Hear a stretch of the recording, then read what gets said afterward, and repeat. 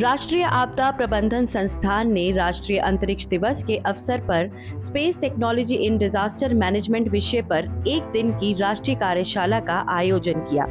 इस कार्यशाला का आयोजन राष्ट्रीय आपदा प्रबंधन प्राधिकरण NDMA और भारत सरकार के गृह मंत्रालय के सहयोग से किया गया था।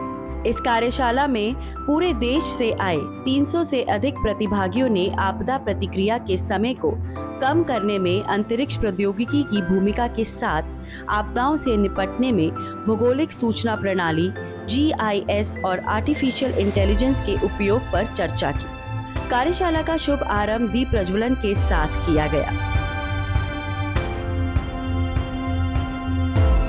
इस अवसर पर मंचासीन अतिथियों ने अपने विचार व्यक्त किए।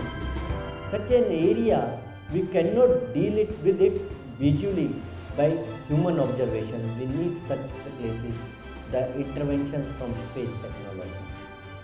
Our Department of Space actually gathered the information and compared the pre and post images and found out which are the areas and how those interventions have led to the landslide and where can we expect the search and rescue operations to be concentrated, where the mass has gathered and where the people may have been buried.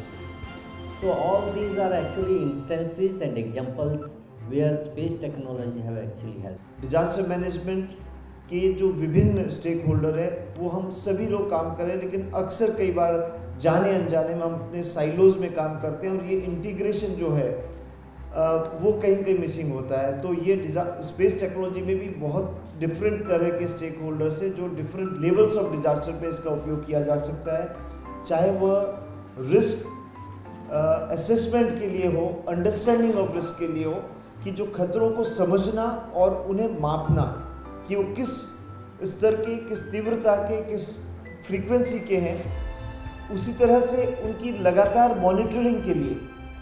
Cyclone advanced preparation, since we get a lot of advanced preparation using space technology, we are able to do it. Now, here for predicting, the weather satellites are there which will give a very accurate picture of the weather pattern and how it is likely to pan out. So you can do an initial part, but when the disaster is at its peak, maybe you can't do much, but once it starts waning, then of course then the additional forces or for rehabilitation or for rescue etc. can actually start doing work. भविष्य में आपदा से निपटने के लिए तकनीकी innovation को आगे बढ़ाने में सरकारी निजी क्षेत्र के सहयोग की बहुत महत्वपूर्ण भूमिका है।